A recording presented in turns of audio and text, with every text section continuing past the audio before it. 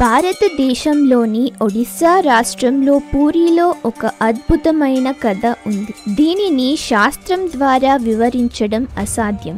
భౌగోళిక శాస్త్రం, భౌతిక శాస్త్రం, రసాయన శాస్త్రం మరియు ప్రపంచంలోని అన్ని నమ్మకాల ఆధారాలు ఇక్కడ విఫలమవుతాయి. హిందూ మతంలో 4 ముఖ్యమైన పుణ్యక్షేత్రాలు ఉన్నాయి: బద్రీనాథ్ ధామ్, ద్వారకాధీష్ ధామ్, రామేశ్వరం మరియు జగన్నాథ్ పూరి. ఈ కథ జగన్నాథ పూరి గురించి. ఇక్కడ శ్రీకృష్ణుడి నిజమైన హృదయం ఇప్పటికీ కొట్టుకుంటుంది.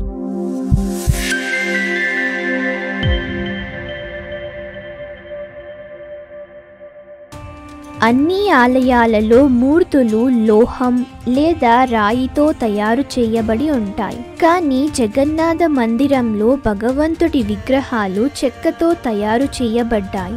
దీనికి కారణం ఏమిటో తెలుసుకుందాం. 3102 BCలో జారా అనే ఒక వేటగాడు రావి చెట్టు కింద విశ్రాంతి తీసుకుంటున్న శ్రీకృష్ణుణ్ణి చూసి అతని పాదాలను జింక అని భావించి తనపై బాణాన్ని విసిరాడు. దీనివల్ల శ్రీకృష్ణుడు మరణించాడు. జారా శ్రీకృష్ణుడికి అంత్యక్రియలు నిర్వహించాడు. చితి మండిన తరువాత జారా ఒక మెరిసే లోహపు వస్తువు చితిలో కాలకుండా మిగిలి ఉన్నట్లు చూశాడు. అది ఏమిటో అతనికి అర్థం కాలేదు. అతను దానిని తీసుకొని అమ్మడానికి ప్రయత్నించాడు. కానీ ఎవరూ దాన్ని కొనలేదు. ఒక్కసారి కూడా దానిని తాకలేదు. అతను ఆ లోహపు వస్తువును ఒక చెక్క ముక్కపై ఉంచి దానిని నీటిలో వదిలివేశాడు.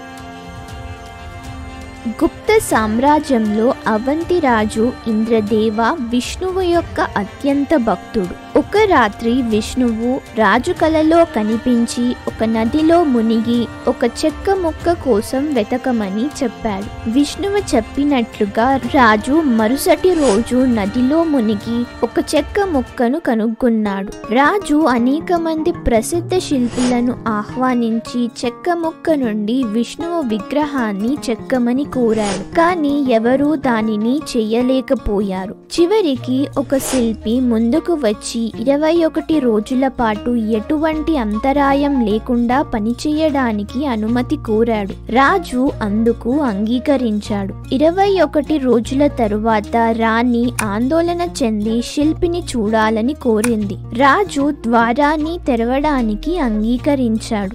లోపల శిల్పి కనిపించలేదు. కానీ బదులుగా జగన్నాథుడు, బలభద్రుడు మరియు సుభద్ర మూర్తులు ఉన్నాయి. జగన్నాథుడి మూర్తిలో శ్రీకృష్ణుడి గుండె కూడా ఉండేది. జగన్నాథుడి విగ్రహంలో ఉన్న హృదయం సాధారణ మానవ హృదయం కాదు. ఈ హృదయం శక్తిని ప్రసారం చేస్తుంది. We all know that stones and metals are good conductors of electricity and wood is a bad conductor. అందుకే జగన్నాథ ఆలయ విగ్రహాలు చెక్కతో నిర్మించబడ్డాయి. ప్రతి 12 సంవత్సరాలకు ఒకసారి భగవంతుడి కొత్త విగ్రహం స్థాపించబడుతుంది మరియు భగవంతుడి హృదయాన్ని ఆ విగ్రహంలోకి బదిలీ చేస్తారు.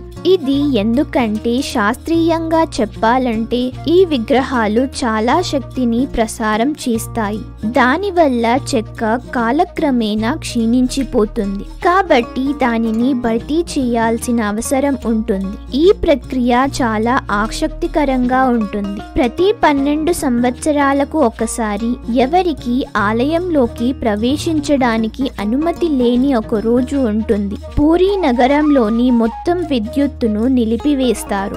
ఆలయంలోని పూజారులు తమ కళ్ళకు గంతలు కట్టుకొని చేతులకు మందపాటి చేతి తొడుగులు ధరించి 100% చీకటిలో హృదయాన్ని బయటకు తీసి కొత్త విగ్రహంలో తిరిగి స్థాపిస్తారు. వారు ఎప్పుడూ ఆ బ్రహ్మ పదార్థాన్ని చూడలేదు. కానీ ఈ బ్రహ్మ పదార్థాన్ని చేతిలో పట్టుకున్నప్పుడు అది ఒక జీవించి ఉన్న కుందేలును పట్టుకున్నట్లు అనిపిస్తుంది అని ఈ కార్యక్రమాన్ని నిర్వహించిన పూజారులు చెబుతున్నారు. ఎవరైనా ఈ బ్రహ్మ పదార్థాన్ని చూస్తే వారి మరణం ఖాయం అని కూడా నమ్ముతారు. అందుకే కళ్ళకు గంతలు కట్టుకోకుండా ఎవరికి ఈ కార్యక్రమాన్ని నిర్వహించడానికి అనుమతి లేదు. ఈ ఆలయం పై భాగంలో ఒక జెండా ఉంది. ఇది శాస్త్రీయ నియమాలకు భిన్నంగా ఎగురుతుంది. గాలి ఏ దిశలో వీస్తే పతంగం ఆ దిశలోనే ఎగురుతుంది. జెండా కూడా ఆ దిశలో ఎగరాలి. కానీ జగన్నాథ ఆలయ జెండా ఎప్పుడూ గాలికి వ్యతిరేక దిశలో ఎగురుతుంది. ఎందుకు, ఎలా అని ఇప్పటి వరకు ఎవరూ అర్థం చేసుకోలేకపోయారు. ఈ జెండాతో మరో విశేషం ఏమిటంటే దీన్ని ప్రతిరోజు మార్చాల్సి ఉంటుంది. అందుకే ఆలయ పూజారులు 214 అడుగుల ఎత్తులో ఉన్న జెండాను ఎక్కి ప్రతిరోజు మారుస్తారు. ఎందుకంటే ఒకవేళ ఒకరోజు ఈ జెండాను మార్చకపోతే ఆలయం 18 సంవత్సరాల పాటు మూసివేయబడుతుందని చెబుతారు. ఈ ప్రశ్నకు శాస్త్రీయ వివరణ లేదు. కొంతమంది భక్తులు ఇది దైవిక శక్తి యొక్క ప్రత్యక్షం అని నమ్ముతారు. గాలి దిశను మార్చే శక్తి జగన్నాథుడికి ఉందని వారు చెబుతారు. మరికొందరు ఇది ఒక భౌతిక దృగ్విషయం అని నమ్ముతారు. ఆలయం చుట్టూ ఉన్న గాలి ప్రవాహాలు జెండాను వ్యతిరేక దిశలో ఎగిరేలా చేస్తాయని కూడా వారు చెబుతారు. జెండా పట్టు వస్త్రంతో తయారు చేయబడుతుంది. గాలి, వర్షం మరియు సూర్యరశ్మి కారణంగా ఇది త్వరగా క్షీణిస్తుంది. జెండా శిథిలమైతే అది ఆలయానికి అపవిత్రతను కలిగిస్తుందని నమ్ముతారు. అందుకే దీన్ని ప్రతిరోజు మార్చడం ఒక ఆచారం. జగన్నాథ ఆలయానికి వచ్చే భక్తులకు ప్రతిరోజు మహాప్రసాదం పంపిణీ చేస్తారు. ఈ ప్రసాదం భగవంతుడికి నైవేద్యంగా సమర్పించిన తరువాత భక్తులకు పంపిణీ చేస్తారు. జగన్నాథుని ప్రతి లీలలలో ఒక రహస్యం దాగి ఉంటుంది. మహాప్రసాదం కూడా ఒక అద్భుతమైన రహస్యం. ఆలయంలో ప్రతిరోజు 500 మందికి సరిపడా మహాప్రసాదం తయారు చేస్తారు. కానీ భక్తుల సంఖ్య కొన్నిసార్లు వేలకు చేరుకుంటుంది. అయినప్పటికీ జగన్నాథుడి ఆలయంలో భక్తులకు ఎప్పుడూ ప్రసాదం అందుతుంది. రోజంతా మహాప్రసాదం తయారు చేస్తూనే ఉంటారు. కానీ ఈ ఆలయంలో ఒక్క గింజ కూడా వృధా అవ్వలేదని చెబుతారు. మహాప్రసాదం కట్టెలపై మట్టి కుండలలో ఒకదానిపై ఒకటి ఉంచి తయారు చేస్తారు. శాస్త్రం మరియు లాజిక్ ప్రకారం అడుగున ఉన్న కుండలో ఉన్న ప్రసాదం మొదట ఉడకాలి. కానీ పూరి జగన్నాథ ఆలయంలో శాస్త్రం మరియు లాజిక్ పనిచేయవు. ఈ కుండలలో అన్నిటికంటే పైన ఉంచిన కుండలో ఉన్న ప్రసాదం మొదట ఉడుకుతుంది. తరువాత దాని కింద ఉన్న కుండ మరియు చివరగా అడుగున ఉన్న కుండలో ఉన్న ప్రసాదం ఉడుకుతుంది. ఇది ఎలా జరుగుతుందో ఎవరికీ అర్థం కాదు. ఈ ఆలయం యొక్క అందాన్ని మాటల్లో వర్ణించలేము. ఇంత పెద్ద ఆలయాన్ని ఎన్నో సంవత్సరాల క్రితం ఎలా నిర్మించారో ఊహించడం కూడా కష్టం. 214 అడుగుల ఎత్తున ఈ ఆలయం గోపురం యొక్క నీడ ఎప్పుడూ కనిపించలేదని మీకు తెలుసా? వినటానికి ఆశ్చర్యంగా ఉన్నప్పటికీ ఇది నిజం. ఏ సమయంలో చూసినా, ఏ కోణం నుండి చూసినా ఈ ఆలయం యొక్క నీడ ఎప్పుడూ కనిపించదు. శాస్త్రవేత్తలు కూడా ఈ మిస్టరీకి కారణం చెప్పలేకపోయారు. కొన్ని భవనాలు, ప్రాంతాలు నో ఫ్లై జోన్లుగా ఉంటాయి. అంటే ఆ ప్రాంతంలో డ్రోన్లు, విమానాలు లేదా ఇతర మానవ నిర్మిత ఎగిరే వస్తువులు ఎగరడానికి అనుమతి ఉండదు. కానీ పక్షులకు మనం నియంత్రించలేము. వాటిని అర్థం చేసుకోవడం కూడా చాలా కష్టం.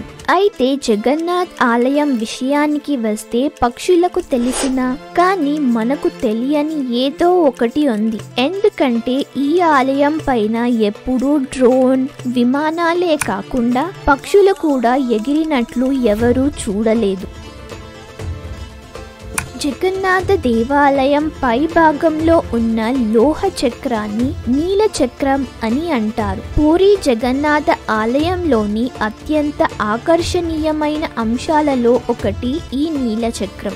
8 లోహాల మిశ్రమంతో తయారు చేసిన ఈ విశాలమైన చక్రం ఆలయం ప్రధాన శిఖరంపై అమర్చబడి ఉంది మరియు పూరి నగరంలోని వివిధ ప్రాంతాల నుండి కనిపిస్తుంది. నీలా చక్రం నగరంలో ఆలయంలోని ఏ మూల నుండి చూసినా అది మనకు ఎదురుగానే ఉన్నట్లు, అంటే అది మనని చూస్తున్నట్టు కనిపిస్తుంది. కథల ప్రకారం నీలా చక్రానికి దివ్య శక్తులు ఉన్నాయని, అది ఆలయాన్ని దుష్ట శక్తుల నుండి రక్షిస్తుందని చెబుతారు. దాని మూలం మరియు దానిలో దాగి ఉన్న రహస్యాలు ఇప్పటికీ ఎంతో ఆసక్తిని కలిగిస్తున్నాయి.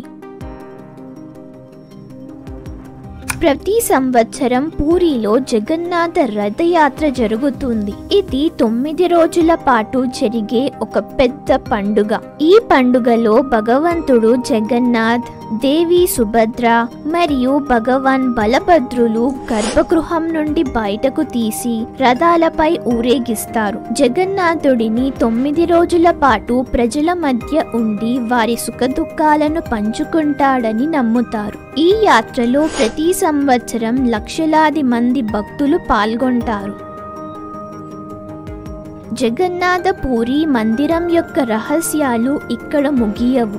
మనకు తెలియని మరిన్ని కథలు ఉన్నాయి. ఉదాహరణకు పూరి జగన్నాథ ఆలయంలో విష్ణుమూర్తి యొక్క అత్యంత శక్తివంతమైన ఆయుధమైన సుదర్శన చక్రాన్ని కూడా సుదర్శన పేరుతో పూజిస్తారు. కానీ ఆలయం లోపల సుదర్శన చక్రం చక్రాకారంలో కాకుండా చిన్న చెక్క స్తంభంగా జగన్నాథ మూర్తి చిత్రానికి ఎడమ వైపున ఉంటుంది.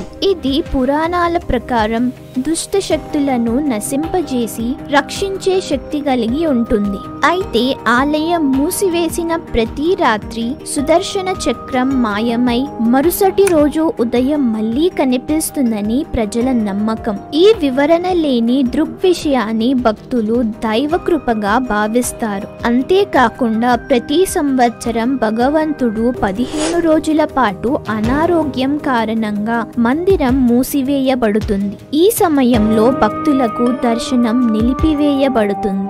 అయితే ఇలా ఎందుకు జరుగుతుందో చాలా మందికి తెలియదు.